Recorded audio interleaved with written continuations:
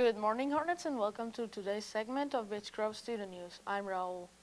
Today we will be taking a look at unknown phenomenon, Dr. Seuss, end of the grading period, and a letter from Bgsn. But first, let's take a look at the weather.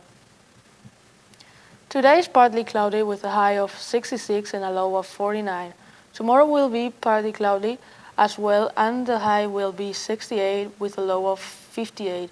And finally, Thursday we should see a thunderstorm with a high of 65 and a low of 45. Scientists said last week they observed a previously unknown phenomenon, a 620-mile wide swirling mass of plasma that rolled from in Earth's upper atmosphere, raining on electrons instead of water. The researchers labeled the disturbance a space hurricane because it resembled and behaved like the rotating storm system that routinely batter coastlines around the world, but until now they weren't known to exist. Scientists discover first space hurricane over North Pole. The hurricane was spotted by a team of researchers led by China's Shandong University, who published their findings recently in the journal Nature.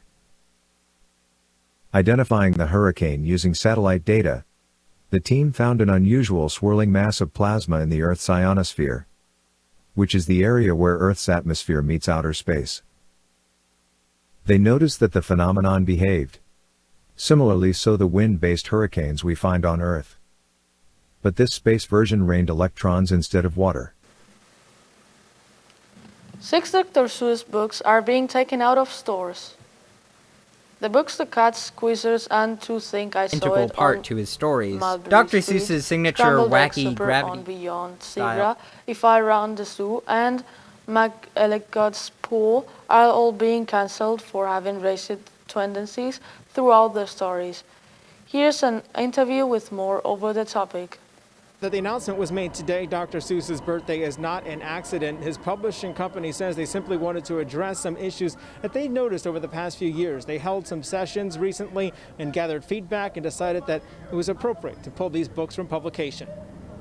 Publishers will stop printing 6 Dr. Seuss books amid criticism. They use inappropriate and hurtful words and images. At issue are how Asian and black people are depicted, including phrases in one book that describes people who, quote, wear their eyes at a slant, unquote, or other stereotypical images such as an Asian person with a conical hat and chopsticks or a black man wearing a grass skirt in some of Theodore Geisel's earlier works. The end of the semester is approaching, meaning it is becoming a stressful time. Final grades are being put in. Grades are different this most students would have to worry about exam on finals. With COVID it has given us the relief with no big test but very limited amount of help being involved with other assignments, causing students not to catch on as fast or not doing their work outside of the 2-day in classrooms, leading kids to stress and breakdown. Remember, it takes effort and time to be successful. Since the quarter is ending, I think that it is very important for you to focus on doing your missing assignments to bring up your grade and making sure you study for any big tests that you have at the end of the quarter, but also to make sure that you're not stressing yourself out so much that you can't do anything or that you don't want to do anything. Just try your best to do as much as you can and work hard to make this quarter good. Last night, a letter from the header of Bgsn was sent on Facebook. This letter said that the Department of Health of Marion County said that COVID is more dissipated and that schools could get back to normal with masks. After the spring break, all the students will come to school all days.